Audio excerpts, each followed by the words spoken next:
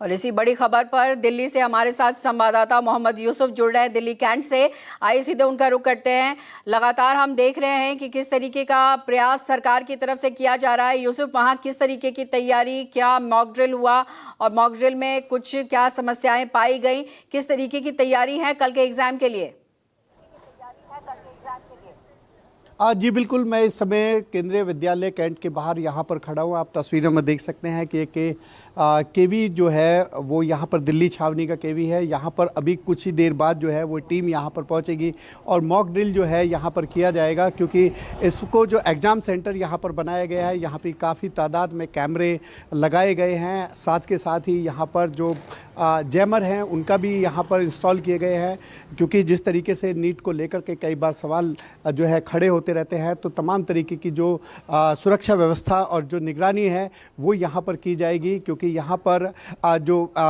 Teachers हैं उनको भी ट्रेन किया जाएगा कि किस तरीके से जो एग्ज़ाम सेंटर्स में क्या क्या किन किन चीज़ों का, किन किन बातों का ध्यान रखना है, और तमाम जो सिक्योरिटी स्टाफ है उसको भी यहाँ पर बताया जाएगा। हालांकि यहाँ पर फोर्सेस और पैरामिलिट्री फोर्सेस के अलावा जो दिल्ली पुलिस के जवान हैं वो भी यहाँ पर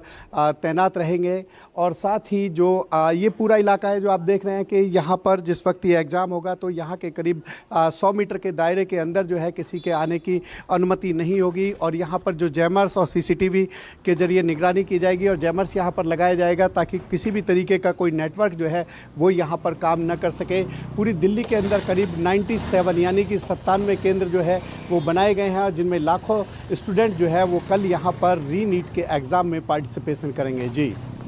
यूसुफ, एक सवाल ये भी है कि आपने कहा कि 100 मीटर के भीतर किसी को आने की इजाज़त नहीं मिलेगी, लेकिन बहुत सारे ऐसे परीक्षार्थी होते हैं जो कि बाहर से आते हैं, उनके साथ पेरेंट्स होते हैं, तो क्या पेरेंट्स को भी रोक दिया जाएगा, सिर्फ विद्यार्थियों को ही आगे जाने दिया जाएगा? जी जो बिल्कुल, अभी जो सुरक्षा एजेंसी है उन्होंने बताया कि जो सामने रोड है इस वहाँ पर दिया जाएगा, और साथ ही जो दूसरी तरफ है इस रोड को वहां पर ब्लॉक कर दिया जाएगा। या अंदर आने की अनुमति किसी की, सिर्फ जो स्टूडेंट्स होंगे वो यहाँ पर परीक्षा देने आएंगे, सिर्फ स्टूडेंट जो है वो यहाँ पर आएंगे। इनके लिए कुछ अलग से जो गाइडलाइंस है वो तय की गई है, जैसे बहुत भारी बूट जो है वो पहनकर यहाँ पर घड़ी नहीं होगी, इलेक्ट्रॉनिक डिवाइस या कान की मशीन वगैरह ये सब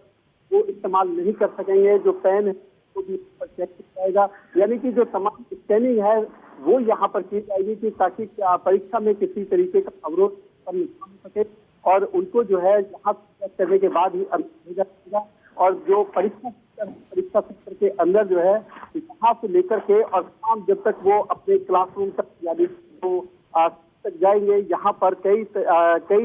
जो बैरिकेड यहाँ पर जो है कई लेयर चेकिंग है वो भी की जाएगी कि कोई किसी तरीके की जो कोई सूचना हो पाएगी।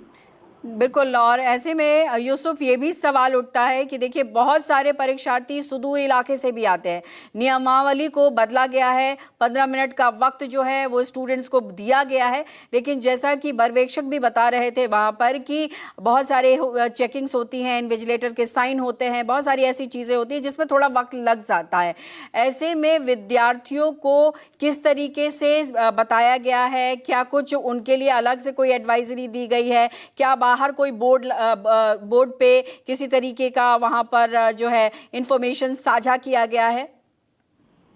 जी बिल्कुल, एक छात्र है, छात्र के अंदर थोड़ा सा फोबिया जरूर है, रद्द हुई है उसके बाद एक मन में सवाल होता है कि बार क्योंकि पिछली बार आया जो क्वेश्चन पेपर और था, इस बार ऐसा ना हो कि कोई वो उससे कुछ थोड़ा। बिल्कुल यूसुफ, उम्मीद यही करते हैं कि कल परीक्षार्थी जब एग्जाम दे तो किसी तरीके का अवरोध ना हो, और सरकार जो दावा कर रही है कि किसी तरीके की दिक्कत नहीं होगी और तमाम एहतियात बरते जा रहे हैं, ऐसे में उम्मीद यही है कि परीक्षार्थी किसी भी समस्या का सामना परीक्षार्थी को ना करना पड़े। बहुत बहुत शुक्रिया आपका, आप नजर बनाए रखिएगा, वक्त हो चला है।